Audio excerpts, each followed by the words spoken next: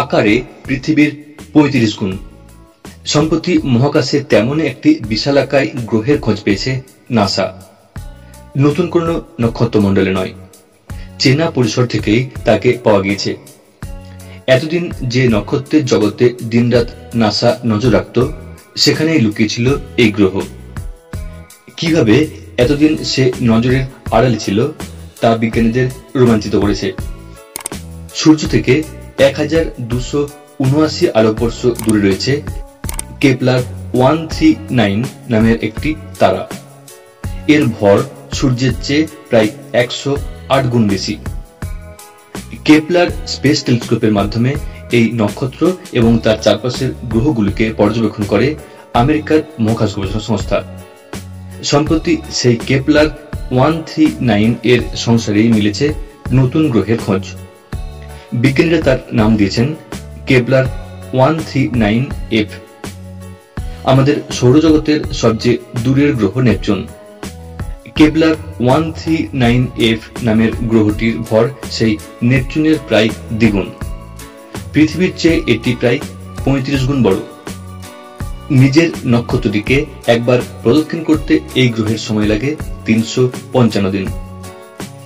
Astrophysical journal লেটার্সে এই গ্রহের আবিষ্কারের কথা প্রথম প্রকাশ করা হয়েছে গত ১০ মে।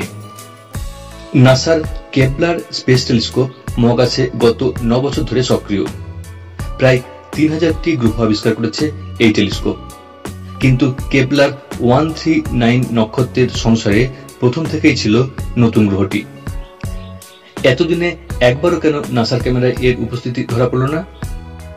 বিজ্ঞানীরা এর ব্যাখ্যা দিতে গিয়ে জানিয়েছেন, কেপলার টেলিস্কোপের কাজের ধরনই এর মূল কারণ। সাধারণত ক্যামেরায় যদি কোনো নক্ষত্রের আলো কিছু সময়ের জন্য নিভে আসতে বা আবজা হয়ে যেতে দেখা যায়, সেখান থেকে বিজ্ঞানীরা গ্রহের উপস্থিতি অনুমান করে নেন। নক্ষত্রের আলোয় গ্রহদের দেখা না গেলেও তাদের উপস্থিতিতে নক্ষত্রের আলো কিছুটা আবজা হয়ে যায়। আর এই থেকেই গ্রহের আকার, দূরত্বের মতো তথ্য বিজ্ঞানীরা জেনে নিতে পারেন। কিন্তু কেপলারের ক্ষেত্রে টেলিস্কোপ এবং ওই নক্ষত্রের মধ্যে তৈরি হওয়া সরলরেখার উপরে বা নিচে কোনো গ্রহ থাকলে তার উপস্থিতি টের পাওয়া সম্ভব নয়। এই নতুন গ্রহটি সেই কারণেই নজরে পড়েনি এতদিন। কেপলার 139 নক্ষত্রের সংসারে 3টি পাথুরে গ্রহ এবং একটি গ্যাস জায়ান্টের উপস্থিতি আগে থেকে জানত নাসা। কিন্তু তাদের কক্ষপথের মধ্যকার দূরত্ব থেকে আন্দাজ করে গিয়েছিল আরো কোনো গ্রহ থাকতে পারে।